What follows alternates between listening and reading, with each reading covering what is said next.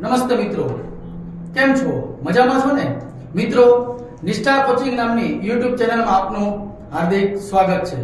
મિત્રો, આપણે અગાઉના વિડીયોની અંદર મોટર વ્હીકલ એક્ટ 1988 અંગે થોડા પ્રશ્નોનો અભ્યાસ કર્યો. આવું આપણે પાછલા 2 દિવસથી કરતા આવીએ છીએ અને આજે આપણો આ ત્રીજો દિવસ છે કે આપણે મોટર વ્હીકલ એક્ટ 1988 નો અભ્યાસ કરીએ છીએ. મિત્રો, આ મોટર વ્હીકલ એક્ટ 1988 નો અભ્યાસ આપણે એટલા માટે કરવો જોઈએ કારણ કે એની અંદરથી આપણને આ કંડક્ટરની પરીક્ષાની અંદર ખાસ અને અગત્યના પ્રશ્નો પૂછાતા હોય છે. તો મિત્રો, આપણે આ મોટર વ્હીકલ એક્ટના 1988 નો અભ્યાસ આપણે આગળ વધારીએ. તો શરૂઆત કરીએ આજના પ્રશ્નોની.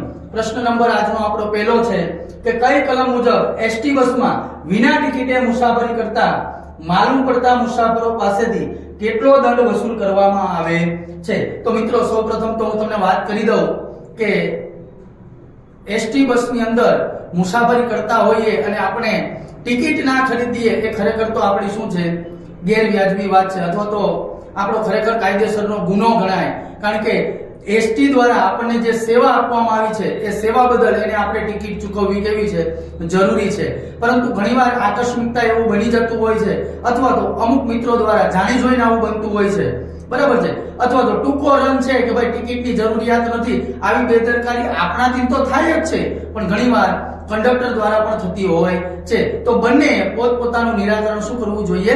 લાવવું જોઈએ. કંડક્ટરે ટિકિટ આપવી જોઈએ અને મુસાફરે ટિકિટ મેળવવી જોઈએ, બરાબર. તો ભાઈ આ દંડ વસૂલ કરવાની વાત છે કે ભાઈ વિના ટિકિટે તમે મુસાફરી કરો છો અને તમારી પાસેથી ટિકિટ પ્રાપ્ત થતી નથી અને ચેકિંગ આવ્યું છે તો તમારી પાસેથી શું કરવામાં આવશે? દંડ વસૂલ કરવામાં આવશે. તો એ કલમ નંબર 178 પૈકી એકની જોગવાઈ મુજબ મુસાફરી ભાડામાં 10 ગણી રકમ અથવા તો ₹500 પૈકી જે રકમ ઓછી હોય તે શું કરવું પડશે? તમારે ઘટના સ્થળે જ ચૂકવવું પડે છે. એટલે કે ભાઈ માનો કે તમે અમદાવાદ થી લઈ અને સુરતની વચ્ચે મુસાફરી કરો છો અને માનો કે અમદાવાદ થી બસ ઉપડી છે અને એમ કહેવાય કે વડોદરા ક્રોસ કરી ગઈ છે, વડોદરા અને ભરૂચની વચ્ચે બસ પહોંચી છે અને એ સમયગાળા દરમિયાન માનો કે ટિકિટ ચેકિંગનો કેસ બને છે અથવા તો ટિકિટ ચેકિંગ આવે છે અને મુસાફર પાસેથી શું થાય છે મિત્રો? ટિકિટ પ્રાપ્ત થતી નથી. એનો મતલબ એ શું કહેવાય? વિના ટિકિટે મુસાફરી કરે છે એવું સાબિત થઈ જાય છે. તો એ સમયે એ કલમ નંબર 178 પૈકી એકની જોગવાઈ મુજબ શું કરવામાં આવે? કાં તો જે મુસાફરી ભાડું થતું એટલે કે અમદાવાદ થી સુરતનું જે ભાડું છે એની 10 ગણી રકમ અથવા તો એવું કેવું હોય તો કહી શકાય કે ₹500. આ બેમાંથી જે રકમ ઓછી હોય એ ઘટના સ્થળ એટલે કે ભરૂચ થી આગળ અને સુરત હજુ પહોંચ્યા નથી ત્યાં ઘટના સ્થળે તમારે શું કરવું પડે? ચૂકવવું પડે છે. આવા દંડની જોગવાઈ મોટર વ્હીકલ એક્ટ 1988 માં કરવામાં આવેલી છે. ત્યારબાદનો પ્રશ્ન છે આપણો પ્રશ્ન નંબર આપણો 2 છે કે કઈ કલમ અન્વયે એવી સૂચના આપવામાં આવે છે કે મુસાફરી ભાડું વસૂલ કરવી યોગ્ય દરની ટિકિટ ઇસ્યુ કરવાની જવાબદારી ફરજ પરના કંડક્ટર યા ડ્રાઈવર કમ કંડક્ટરની રહે છે?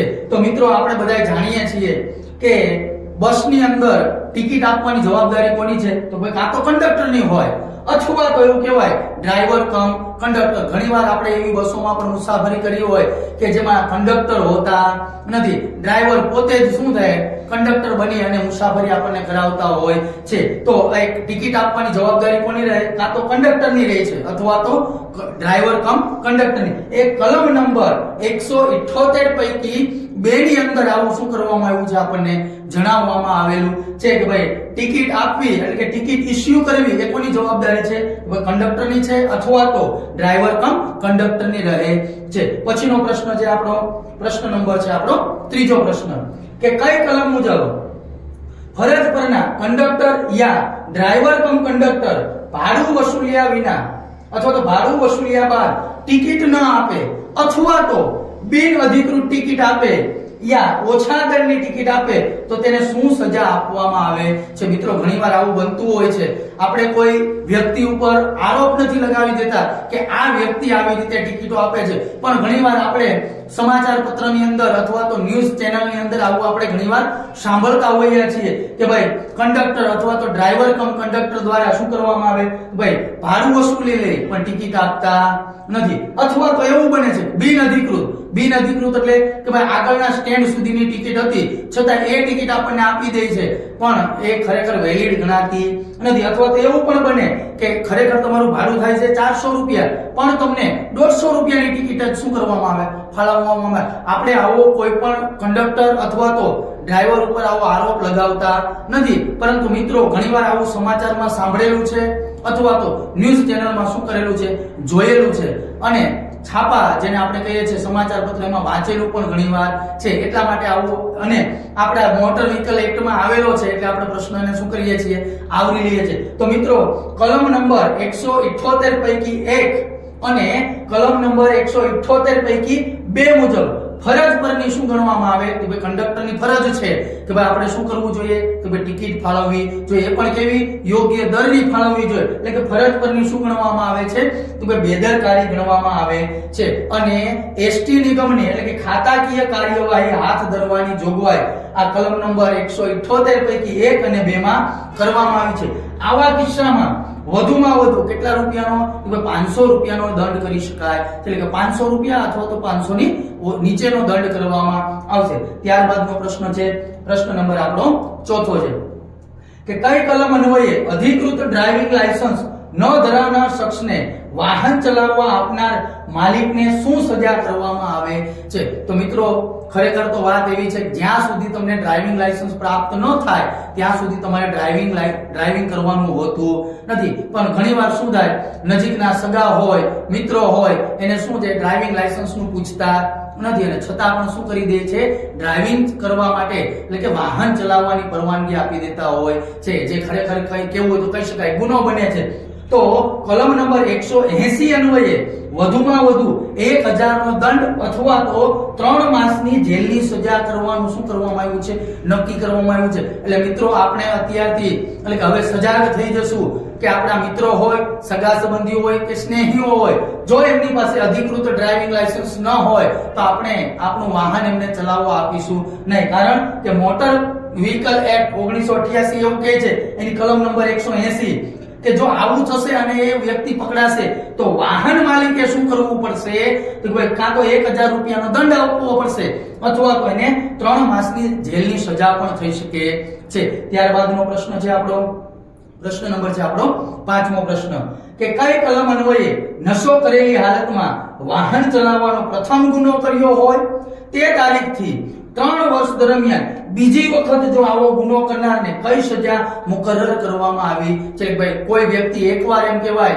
કે ભાઈ નશાની હાલતમાં ગાડી ચલાવે છે અથવા તો વાહન ચલાવે છે અને એ માનો કે આરટીઓ ઓફિસર દ્વારા ઝડપાઈ જાય છે અને એ તારીખથી લઈ અને 3 વર્ષ દરમિયાન જો બીજી વખત આવો કોઈ ગુનો કરે છે તો એને કઈ સજા આપવામાં આવી છે, તો એ છે મોટર વ્હીકલ એક્ટની કલમ નંબર 185 પૈકી બી હેઠળ 2 વર્ષની જેલ અથવા તો ₹3000 નો દંડ અથવા તો બંને પ્રકારની શું થાય, સજા થઈ શકે છે.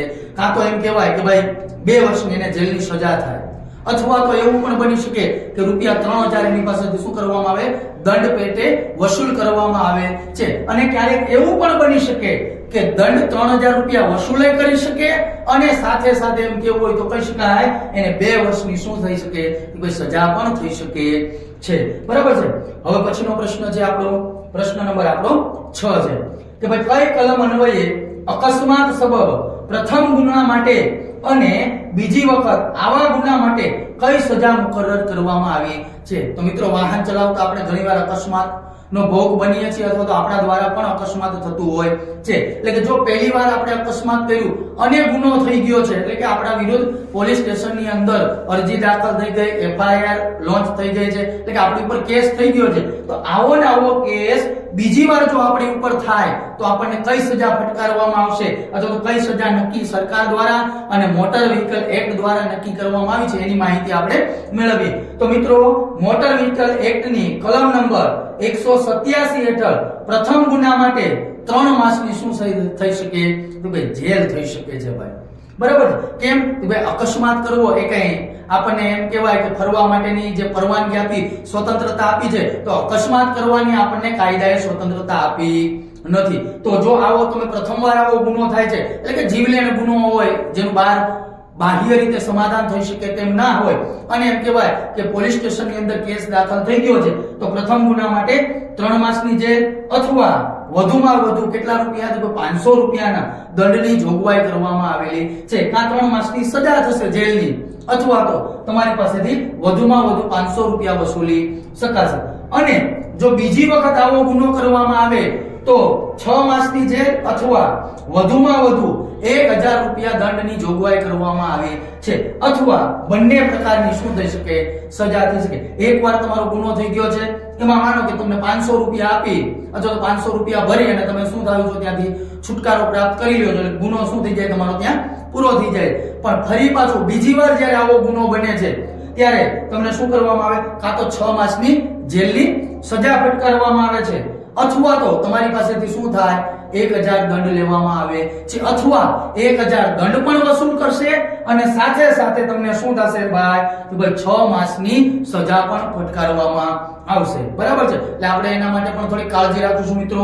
ત્યાર પછીનો પ્રશ્ન છે આપણો પ્રશ્ન નંબર આપણો 7મો છે મિત્રો કે મોટર વ્હીકલ એક્ટ 1988 માં કેટલીક જોગવાઈઓમાં કરાયેલ સુધારો 2019 નો અમલ ક્યારથી દેશભરમાં કરવામાં આવેલો છે. મિત્રો આપણે જાણીએ છીએ કે ભારતના સંવિધાનની અંદર પણ જો એમ કહેવાય કે સમયાંતરે ભલે સુધારા કરવા મુશ્કેલ છે પણ છતાં એની અંદર શું કરવામાં આવે છે સુધારા કરવામાં આવે છે. તો આ મોટર વ્હીકલ એક્ટ ની અંદર પણ શું કરવામાં આવશે મિત્રો થોડા જાજા સુધારા થયા હોય. જો 2019 સુધી શું થયા છે સુધારા થયા છે બરોબર. તો 2019 નો જે સુધારો છેલ્લે થયો છે મોટર વ્હીકલ એક્ટ માં એનો અમલ ભારત દેશની અંદર ક્યાંથી કરવામાં આવ્યો ભાઈ 1/9/2021 થી. આપણો કાયદો બની ગયો છે 2019 માં પણ ખરેખર આપણે એનો અમલ ક્યારે કર્યો એનો અમલ કર્યો છે આપણે 1/9/2019 થી કરેલો છે. જેમ મિત્રો આપણું બંધારણ એમ કહેવાય કે ઘડાઈ તો ગયું 26મી નવેમ્બર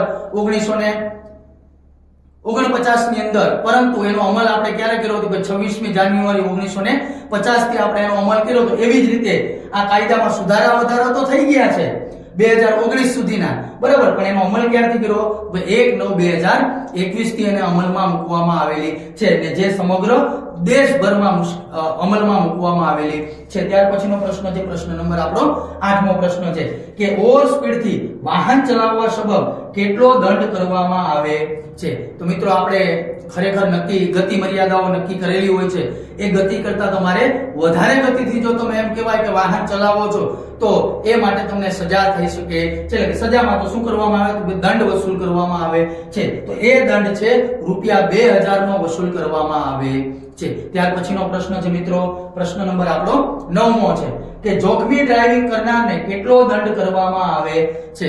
મિત્રો ઘણીવાર આપણને એવું લાગે છે કે આપણું ડ્રાઇવિંગ કેવું છે સેફ છે પણ મિત્રો ઘણીવાર આપણા એ જોખમી ડ્રાઇવિંગ થી સામેવાળા વ્યક્તિને ઘણીવાર શું થઈ શકતું હોય છે કે ભાઈ નુકસાન થઈ શકતું હોય છે. તો આવા જોખમી ડ્રાઇવિંગ સબબ તમને શું કરવામાં આવે ₹5000 નો દંડ કરવામાં આવે છે. ત્યાર પછીનો પ્રશ્ન નંબર છે આપણો 10મો પ્રશ્ન કે ચાલુ ડ્રાઇવિંગે વાતચીત કરવા સબબ કેટલો દંડ કરવામાં આવે છે. જો મિત્રો આપણને એવું હોય છે કે આપણને કોઈ જોતું હોતું નથી પરંતુ ચાલુ ડ્રાઇવિંગે મોબાઈલ ફોન ઉપર વાતચીત કરવી એ ખરેખર શું છે સૌથી મોટો ગુનો છે. એ બેદરકારીને કારણે કદાચ અન્ય કોઈ વ્યક્તિનો જીવ પણ જઈ શકતો હોય છે. તો એ માટે મોટર વ્હીકલ એક્ટે ₹5000 નો દંડ શું કરેલો છે તો ભાઈ મુકરર કરેલો છે. ત્યાર પછીનો પ્રશ્ન છે પ્રશ્ન નંબર આપણો 11મો કે પરમિટ વિનાનું વાહન ચલાવવા સબબ કેટલો દંડ કરવામાં આવે છે. તો એમાં મિત્રો ₹10,000 નો દંડ કરવામાં આવે છે. પરમિટ એટલે પરવાનગી મેળવવા વિના કોઈ પણ પ્રકારનું વાહન આપણે રોડ ઉપર ચલાવી શકતા નથી અને છતાંય તમે ચલાવો છો અને તમે એમ થાય છે કે ભાઈ આરટીઓ ઓફિસરના હાથે ઝડપાઈ જાવ છો તો તમારી પાસેથી ₹10,000 નો દંડ વસૂલ કરવામાં આવશે. ત્યાર પછીનો પ્રશ્ન છે કે વાહનમાં ઓવરલોડિંગ હોય તો કેટલો દંડ કરવામાં આવે છે. તો ભાઈ મિત્રો આપણે જાણીએ છીએ કે જનરલી આપણે જોયું પણ છે પણ એનો કોઈ અવાજ ઉઠાવતું હોતું નથી. ખનનનું જે કાર્ય છે, જે માનો કે આપણે એમ કહીએ ભાઈ નદીની અંદરથી રેતીઓ કાઢવામાં આવે છે, મોટા મોટા પહાડોમાંથી મોટા મોટા પથ્થરો લઈ જવામાં આવે છે, એ જે ખનન કાર્ય છે એની અંદર મોટા ભાગે આપણે ઓવરલોડિંગ થતું જોવા મળે છે. અને છતાંય આપણે કોઈનો અવાજ પણ નથી ઉપાડતા. એ આરટીઓ વાળા જાણે, પોલીસ વાળા જાણે, આપણે આપણી કોઈ જવાબદારી સમજતા નથી. પરંતુ મોટર વ્હીકલ એક્ટ જે છે એ આપણને એવું જણાવે છે કે જો આવું કોઈ ઓવરલોડિંગ વાહન ઝડપાય તો એની પાસેથી રૂપિયા 2000 નો દંડ વસૂલ કરવામાં આવે છે. અને પછી 2000 દંડ તો લઈ લીધો, પછી ભાઈ માનો કે 30 ટન વજન નક્કી કરેલો છે અને એ ગાડીની અંદર અથવા તે મોટા વાહનની અંદર 35 ટન વજન ભરેલો છે, તો શું થશે? પેલા 2000 દંડ કોનો? ભાઈ 30 ટન ઉપર જે વજન ભર્યો છે તેનો. પછી દરેક ટન દીઠ એટલે કે પછી શું થશે? એક ટને ફરી પાછા 2000 રૂપિયા, વળી પાછું 32 ટન નું થાય તો વળી પાછા 2000 રૂપિયા, 33 ટન નું થાય તો વળી પાછા 2000. એવી રીતે ટન દીઠ શું કરવામાં આવશે? 2000 રૂપિયા વસૂલ કરવામાં આવશે. બરાબર છે. ત્યાર પછીનો પ્રશ્ન છે આપણો પ્રશ્ન નંબર 13મો છે કે ઇન્સ્યોરન્સ વિના વાહન ચલાવવા સબબ કેટલો દંડ વસૂલ કરવામાં આવે છે? તો મિત્રો એમાં રૂપિયા 2000 નો દંડ કરવામાં આવે છે. જે જનરલી આપણે એમ કે ભાઈ ઇન્સ્યોરન્સ ન હોય તો વાહન મારું છે, નુકસાન મને જાય છે, પણ એવું હોતું નથી મિત્રો. સામેવાળા વ્યક્તિને પણ ઘણીવાર શું થઈ શકે? નુકસાન થઈ શકે છે. એટલા માટે આપણી સરકાર અને સરકારના નિયુક્ત કરાયેલા અધિકારીઓ દ્વારા મોટર વ્હીકલ એક્ટની અંદર ઇન્સ્યોરન્સ વિના વાહન ચલાવવા માટે તમારી પાસેથી રૂપિયા 2000 નો દંડ વસૂલ કરવામાં આવે છે. ત્યાર પછીનો પ્રશ્ન છે પ્રશ્ન નંબર આપણો 14મો છે કે નાબાલિગ દ્વારા વાહન ચલાવતા માલુમ પડે તો માલિકને શું સજા કરવામાં આવે છે? નાબાલિગ એટલે આપણે બધા જાણીએ છીએ મિત્રો કે જે વ્યક્તિની અથવા તો જે બાળકની ઉંમર 18 વર્ષ કરતા કેવી છે? નાની છે. એ બધા નાબાલિગ અથવા તો એને સગીર જ કહેવામાં આવે છે. અને અગાઉના વિડીયોની અંદર આપણે એવું પણ જોઈ ગયા કે 16 વર્ષ કરતા નીચી ઉંમરની વ્યક્તિ ગિયર વિનાનું વાહન પણ ચલાવી શકતી નથી. અને જો ગિયર વિનાનું વાહન ચલાવવું હોય એટલે કે મોપેડ ચલાવવું હોય તો પણ ઓછામાં ઓછી કેટલી ઉંમર જોઈએ? 16 વર્ષ. અને ગિયર વાળું વાહન ચલાવવું હોય તો લાયસન્સ મેળવી અને 18 વર્ષની ઉંમર હોવી જોઈએ. બરાબર છે. તો આવું જો કોઈ વાહન ચલાવતો એટલે જેની ઉંમર 16 વર્ષ કરતા પણ કેવી હોય? નાની હોય, 18 વર્ષ કરતા પણ નાની હોય, અને છતાં એ ગિયર વાળું વાહન અથવા તો 4 વ્હીલર લઈ અને બજારમાં નીકળી જાય છે તો કાયદેસરનો શું થાય છે? ગુનો બને છે. તો દોષિત ગણીને, અને કોને દોષિત ગણવાનું છે? નાબાલિગને દોષિત નથી ગણવાનું, પણ દોષિત વાહનના માલિકને ગણવામાં આવે છે. અને એ વાહનના માલિકને દોષિત ગણી રૂપિયા 25000 નો શું કરવામાં આવે છે? દંડ કરવામાં આવે છે. અને એનું રજીસ્ટ્રેશન પણ શું કરાય? રદ કરવામાં. એટલે કે રજીસ્ટ્રેશન વાહન જે છે એ વાહનનું રજીસ્ટ્રેશન શું કરવામાં આવે? આરટીઓ દ્વારા રદ કરવામાં આવે છે. ત્યાર પછીનો પ્રશ્ન છે પ્રશ્ન નંબર આપણો 15મો કે મોટર વ્હીકલ એક્ટ 1988 સમગ્ર ભારતમાં ક્યારથી અમલમાં મૂકવામાં આવેલું છે? તો મિત્રો એ જુલાઈ 1989 થી શું કરવામાં આવ્યું છે? અમલમાં મૂકવામાં આવેલું છે. આ પ્રશ્ન મારી દ્રષ્ટિએ એવું કહેવાય કે પરીક્ષામાં પૂછાવો કેવો લાગે છે? તો ભાઈ આઈએમપી જેવો લાગે છે, જે ખરેખર જરૂરી છે. ભાઈ હવે બની તો એમ કહેવાય કે નામ છે મોટર વ્હીકલ 1988, પણ એ અમલમાં ક્યારથી આવ્યો? ભાઈ જુલાઈ 1989 થી અમલમાં આવેલો છે. બરાબર. એટલે આ પ્રશ્ન ઉપર આપણે થોડોક વધારે ભાર આપીશું. ત્યારબાદનો પ્રશ્ન છે પ્રશ્ન નંબર આપણો 16મો છે કે મોટર વ્હીકલ એક્ટ 1988 માં કુલ કેટલા પ્રકરણ અને કેટલી કલમો છે? મિત્રો આ પ્રશ્ન પણ કેવો છે? ખૂબ જ અગત્યનો છે. શા માટે? કારણ કે આપણે બધું જાણીએ છીએ, પણ હવે એની અંદર કેટલા પ્રકરણો છે એ તો આપણે જાણતા નથી. બરાબર છે. એટલે આ પ્રશ્ન છે આપણા માટે કેવો ગણાશે? ખાસ અગત્યનો. આપણે ઘણી બધી કલમો શું શું કહે છે ને એવું બધું ઘણું બધું જોઈને આવ્યા. કઈ કલમ કેવો દંડ કરવાનું જાહેર કરે છે એવું જોઈને આવ્યા, પણ કલમો કેટલી છે એ ઘણીવાર આપણને શું થતું હોય છે? ભૂલાઈ જતું હોય છે. તો મિત્રો મોટર વ્હીકલ એક્ટ 1988 ની અંદર કુલ 14 પ્રકરણો છે અને કુલ 217 કલમો છે. કેટલી કલમો છે મિત્રો?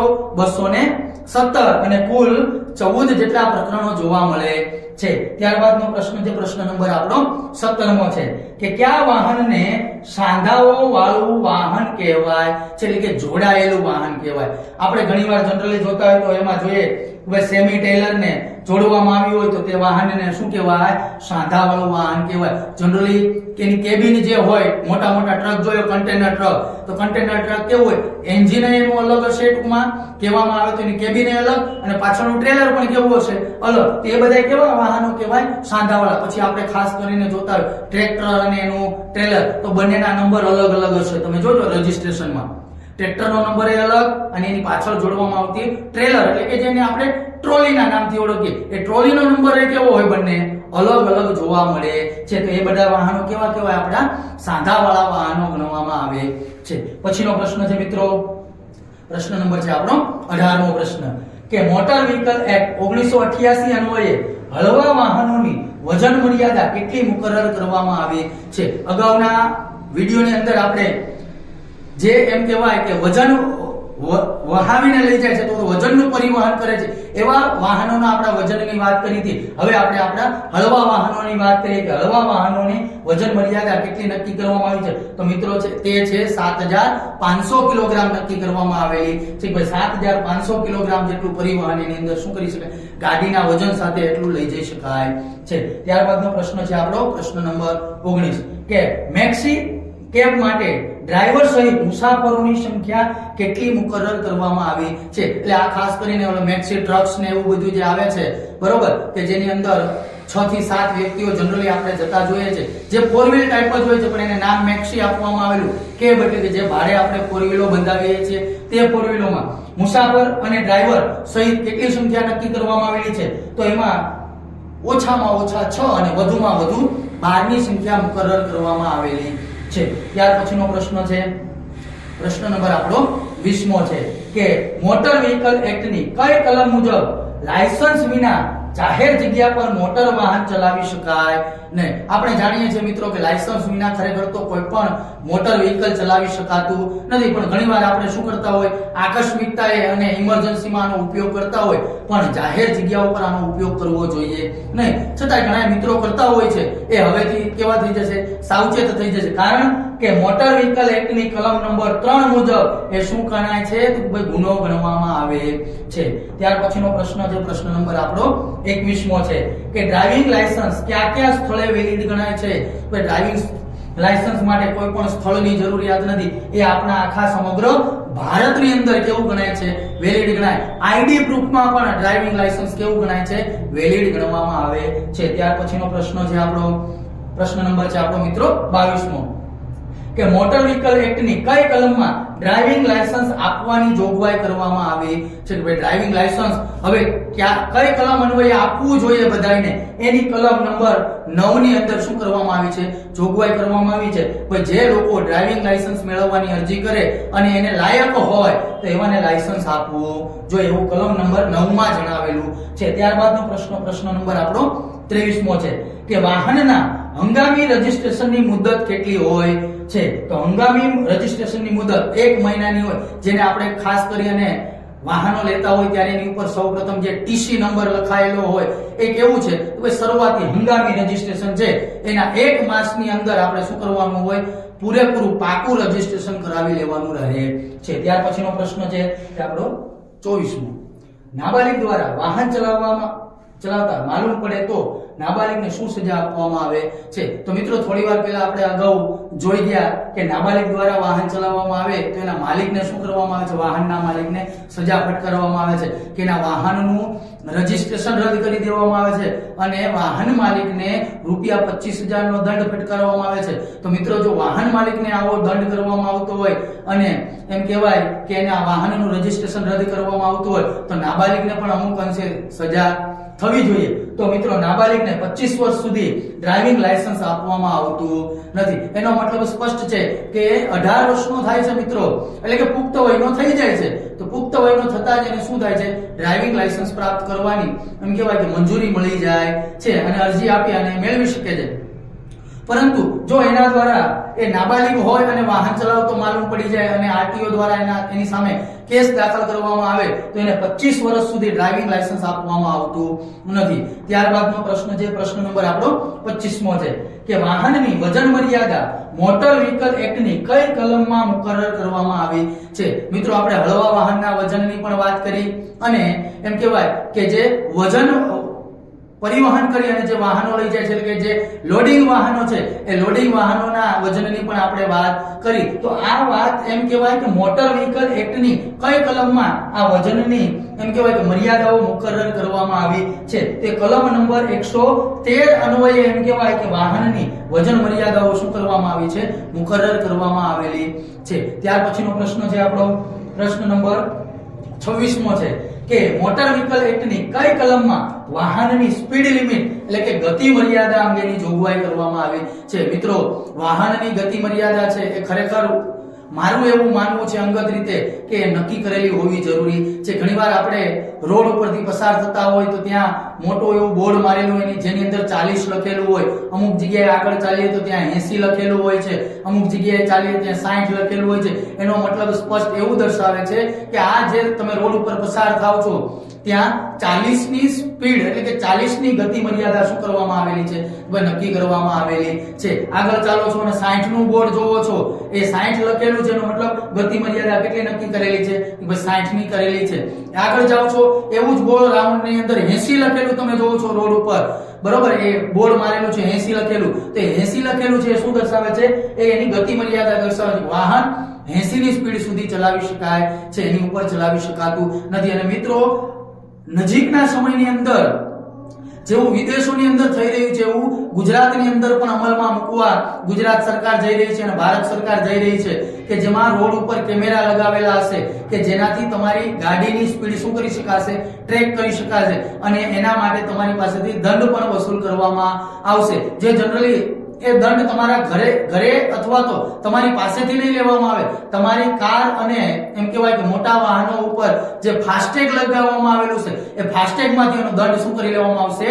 ડાયરેક્ટ કટ કરી લેવામાં આવશે. એટલે તમને મેમો ઘરે પ્રાપ્ત થશે એવું કઈ બનશે નહીં. તમારે ડાયરેક્ટ શું થશે? તમારા ખાતામાંથી જ પૈસા એટલે કે જે ફાસ્ટેગ નું એકાઉન્ટ હોય એ એકાઉન્ટ માંથી ડાયરેક્ટ પૈસા કપાઈ જશે. એ કલમ નંબર 112 માં નક્કી કર્યું છે કે ભાઈ કોઈ પણ વાહન છે એની સ્પીડ લિમિટ એટલી રાખવામાં આવે છે, એટલે કેટલી ગતિ મર્યાદા રાખવામાં આવશે. કલમ નંબર 112 માં નક્કી કરેલું છે. ત્યારબાદનો પ્રશ્ન છે આપણો પ્રશ્ન નંબર 27 છે કે કઈ કલમ અન્વયે શીખ હોય અને પાઘડી પહેરતા હોય તેઓને હેલ્મેટ પહેરવામાંથી મુક્તિ આપવામાં આવેલી છે? મિત્રો, આપણે જાણીએ છીએ કે શીખ લોકો છે એ મોટી પાઘડી માથા ઉપર પહેરતા હોય છે, જે જનરલી એમના નિયમ પ્રમાણે અથવા તો એમના રિવાજ પ્રમાણે પહેરતા હોય, એમનો ધર્મ કહેતો હોય છે એટલા માટે પહેરતા હોય છે. તો ભારત સરકાર અને ખાસ કરીને આપણે એમ કહેવાય કે આપણું જે પરિવહન વિભાગ છે એ પરિવહન વિભાગ દ્વારા આ શીખ લોકોને એમની માન્યતા, એમના રિવાજ અનુસાર એમને પાઘડી કાઢી નાખવાનું કહેવામાં આવતું નથી, એટલે પાઘડી પહેરવા દેવામાં આવે છે. કારણ કે જો મોટરસાયકલ ચલાવે છે એટલે ટુ વ્હીલર ચલાવે છે તો હેલ્મેટ પહેરવું કેવું છે? ફરજિયાત. પણ આ શીખ લોકોને છતાં પણ આરટીઓ દ્વારા અને એમ કહેવાય કે સરકારી કોઈ પણ અધિકારી દ્વારા એવું કહેવામાં નથી આવતું કે તમે પાઘડી હટાવી નાખો, કારણ કે એમનો ધર્મ કહે છે કે પાઘડી પહેરો. તો એ લોકો પાઘડી શું કરતા હોય છે? પહેરતા હોય છે. તો આ કલમ નંબર 129 માં એવું જણાવ્યું છે કે ભાઈ શીખ લોકો હોય અને માથે પાઘડી પહેરતા હોય તેમને હેલ્મેટ પહેરવાની જરૂરિયાત રહેતી નથી. ત્યાર પછીનો પ્રશ્ન છે પ્રશ્ન નંબર આપણો 28મો છે કે કઈ કલમ અન્વયે પોલીસને લાયસન્સ અને અન્ય પ્રમાણપત્રો ચકાસવાની સત્તા છે? ઘણીવાર આપણે મિત્રો અંદરો અંદર બધા લોકો એ વાત કરતા હોય કે ભાઈ પોલીસને કોઈ સત્તાઓ નથી. ઘણીવાર ન્યૂઝપેપરની અંદર પણ એવું આપી દેતા હોય છે કે ભાઈ ફરજ પરના પોલીસ અધિકારીને આવા કોઈ પ્રમાણપત્રો ચકાસવાની સત્તા નથી, પરંતુ એ આપણી વાતો કેવી છે? ખોટી છે. આપણે એવું કહીએ છીએ ફક્ત આરટીઓ વાળા તપાસી શકે, એવું હોતું નથી. પરંતુ મોટર વ્હીકલ એક્ટની કલમ નંબર 130 એવું કહે છે કે જે અધિકારી એટલે કે પોલીસ અધિકારી ત્યાં ફરજ બજાવે છે એ ફરજ પરના પોલીસ અધિકારીને લાયસન્સ અને અન્ય પ્રમાણપત્રો ચકાસવાની શું થાય છે? સત્તા પ્રાપ્ત થાય છે. ત્યાર પછીનો પ્રશ્ન છે આપણો પ્રશ્ન નંબર 29 છે કે કઈ કલમ અન્વયે પોલીસને અકસ્માતમાં સંડોવાયેલ વાહનની તપાસ કરવાની સત્તા પ્રાપ્ત થાય છે? એટલે અકસ્માતમાં કોઈ વાહનનો ઉપયોગ થયો હોય તે વાહનને તપાસ કરવાની પોલીસ અધિકારીને શું થાય છે? ભાઈ સત્તા પ્રાપ્ત થાય છે. કેવી રીતે સત્તા પ્રાપ્ત થાય? તો ભાઈ મોટર વ્હીકલ એક્ટની કલમ નંબર 136 એવું કહે છે કે પોલીસ અધિકારી શું કરશે? કે વાહન તપાસી શકે છે અને એને તપાસવા દેવું એટલે કે એમાં સહકાર આપવો એ જે તે વાહન માલિકની શું છે? જવાબદારી બને છે। ત્યાર પછીનો પ્રશ્ન છે પ્રશ્ન નંબર આપણો 30મો પ્રશ્ન છે કે મોટર વ્હીકલ એક્ટની કઈ કલમ મુજબ કંડક્ટર વિના બસનું સંચાલન કરી શકાય નહીં અને આમ કરવાથી બસની પરમિટ શું થઈ શકે? ભાઈ રદ થઈ શકે છે। તો મિત્રો કલમ નંબર 213 પૈકી 5A મુજબ એવું કહેવાય કે જો બસની અંદર કંડક્ટર ના હોય અથવા તો કંડક્ટર છે તો ડ્રાઈવર કમ કંડક્ટર છે તો કંડક્ટરની કોઈ જરૂરિયાત ઊભી થતી નથી, પણ માનો કે કંડક્ટર છે તો કંડક્ટર વિના એ બસનું સંચાલન કરી શકાતું નથી। જો કરવામાં આવે તો કલમ નંબર 213 પૈકી 5A એવું જણાવે છે કે બસની પરમિટ શું થઈ જાય છે? ત્યાં રદ કરવામાં આવે છે। મિત્રો આ છે આપણા મોટર વ્હીકલ એક્ટના પ્રશ્નો। તો મિત્રો આવા જ પ્રશ્નો જે તમારા કંડક્ટરની ભરતીમાં તમને ઉપયોગી સાબિત થઈ શકે એવા પ્રશ્નો મેળવવા માટે અમારી સાથે જોડાયેલા રહો। અમારી ચેનલ નિષ્ઠા કોચિંગને લાઈક કરો, સબસ્ક્રાઇબ કરો અને વધુમાં વધુ મિત્રો સુધી શેર કરો જે આવી તૈયારીઓ કરે છે એમને પણ શું થઈ શકે? એમાં ફાયદો થઈ શકે છે। મિત્રો જય હિન્દ, જય ભારત।